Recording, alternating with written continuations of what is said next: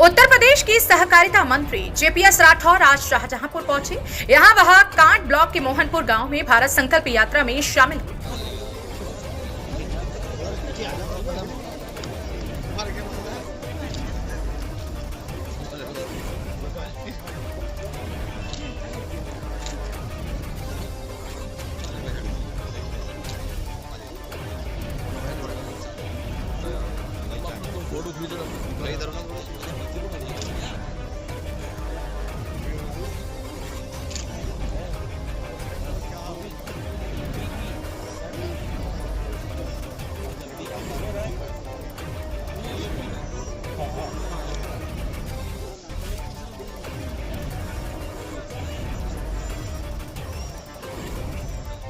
उन्होंने भारत संकल्प यात्रा के वाहन को हरी झंडी दिखाकर रवाना किया। इस दौरान उन्होंने केंद्र और राज्य सरकार की योजनाओं के लाभार्थियों को प्रमाण पत्र वितरित किए। सहकारिता मंत्री ने कहा कि प्रदेश और केंद्र सरकार की योजनाएं आखिरी छोर पर बैठे व्यक्ति तक पहुंचाना प्रदेश सरकार की प्राथमिकता। मंत्री जी के चेहरे की जीत है, माननीय प्रधानमंत्री जी के गारंटी की जीत है।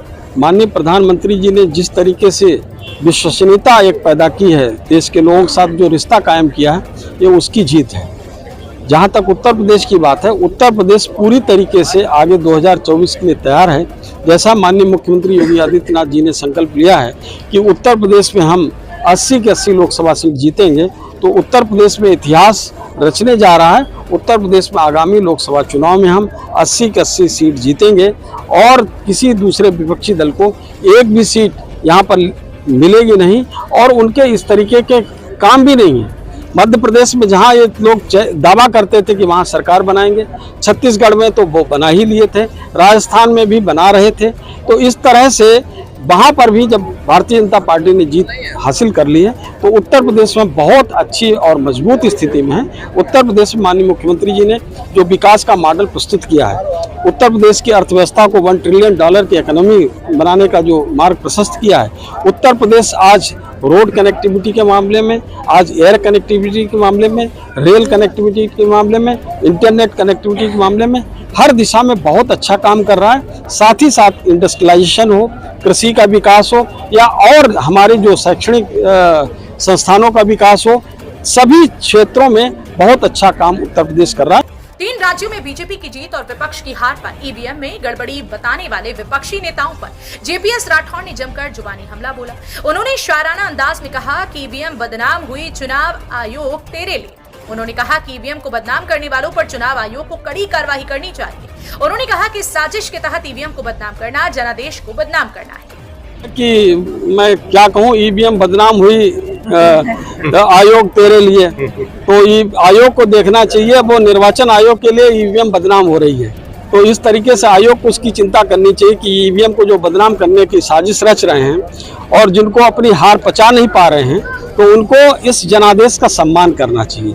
वो ईवीएम को नहीं, परोक्ष रूप से जनादेश का अपमान कर रहे हैं, जनादेश को गाली देने का काम कर रहे हैं, और ईवीएम तो एक बहाना है। और जब तक वो जनादेश को इसी प्रकार से कोसते रहेंगे, गालियां देते रहेंगे, तब तक उनको इसी प्रकार से पराजय का सामना करना पड़ता रहेगा। इंडिया गठबंधन और खास तौर पर उन्होंने कांग्रेस पर निशाना साधते हुए कहा कि 3 दिसंबर को 3 राज्यों से कांग्रेस छूमंतर हो गई और अब इंडिया गठबंधन छूमंतर होगा। उन्होंने कहा कि गठबंधन से जुड़े लोग जब एक साथ बैठ नहीं सकते तो एक साथ काम कैसे कर पाएंगे।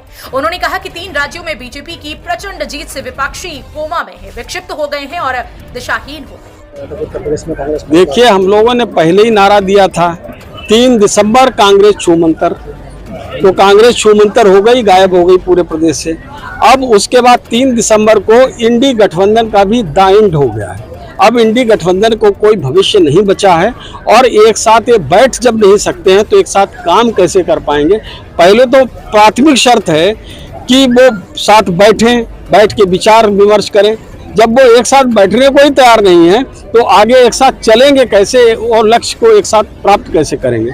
निश्चित रूप से वो भारतीय जनता पार्टी की प्रचंड विजय से सब लोग बिल्कुल कोमा में चले गए, विक्षिप्त हो गए हैं, हताश और निराश और कुंठित हो गए हैं। उनके पास पूरी तरीके से दिशाहीन है विपक्ष, कुछ भी बचा नहीं। उत्तर प्रदेश के सहकारिता मंत्री जेपीएस राठौर ने कहा, जल्द ही कोऑपरेटिव बैंक में यूपीआई व्यवस्था लागू हो जाएगी। जिसको लेकर सिस्टम प्रोसेस में है। सभी बैंकों में आधार इनेबल सिस्टम तैयार किया जा रहा है। जल्द ही पूरे प्रदेश में कोऑपरेटिव बैंकों का नया स्वरूप नजर आएगा। आईबीपी न्यूज के लिए ब्यूरो रिपोर्ट धर्मेंद्र कुमार, शाहजहांपुर, उत्तर प्रदेश। अपने क्षेत्र से जुड़ी हर छोटी बड़ी खबर से खुद को अपडेट रखने के लिए तुरंत सब्सक्राइब करें आपका अपना चैनल आईबीपी न्यूज और बेल आइकॉन प्रेस करना न भूलें, ताकि आपको मिलती रहे हर वो खास खबर सबसे पहले, जिसे जानना आपके लिए है बेहद जरूरी।